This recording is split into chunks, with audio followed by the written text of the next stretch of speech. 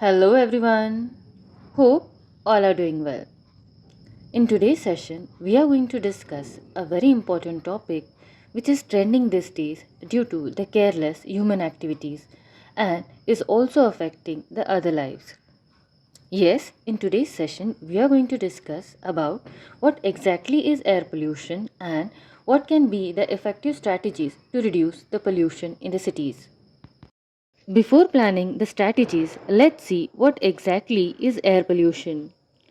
Air pollution refers to the release of air pollutants into the air that are harmful to the human health and the planet as whole. According to WHO, each year indoor and outdoor air pollution is responsible for nearly 7 million deaths around the globe. 90% of the human beings currently breathe the air that exceeds the WHO's guideline limits for pollutants. Thus, air pollution is a major environmental problem affecting urban areas throughout the world. Today, we will explore strategies that can help reduce this problem and improve the air quality overall. Now, let's see what are the sources of urban air pollution. The main sources of urban air pollution include the vehicle emissions, industrial activities, construction activities, residential heating and cooking, as well agricultural activities.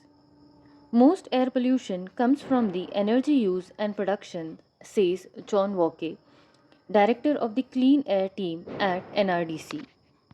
Now let's see what we can have as effective strategies to reduce this air pollution. The first thing what we can do is to promote public transportation. Encouraging the use of public transportation can significantly reduce air pollution. An efficient and affordable public transport system reduces the number of private vehicles running on the road and thus lowering the emission of air pollutants in the environment. Next thing what we can do is implementing clean energy solutions. Switching to environment friendly energy sources such as wind, solar and hydroelectric power can reduce dependence on fossil fuels. This transition helps lower emission from power plants and other industrial sources as well. Encouraging active transportation can also help in reducing air pollution. Promoting activities such as walking, cycling, and other forms of active transportation can surely reduce the number of increasing vehicles on the road. Creating safe and accessible pathways for pedestrians and cyclists is critical for encouraging this mode of transportation. But if every individual gives the priority as first to a good health, surely this can be achieved. The next step can be increasing green space.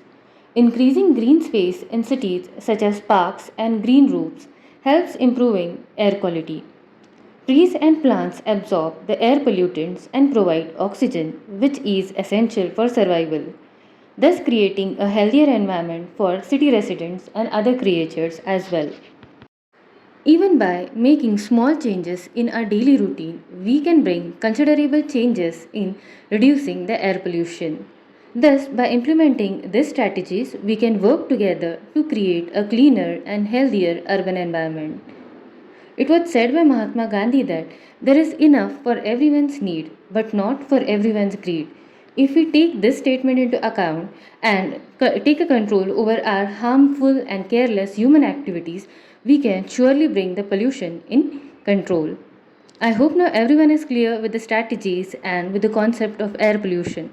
Thank you for being connected so long. Stay connected.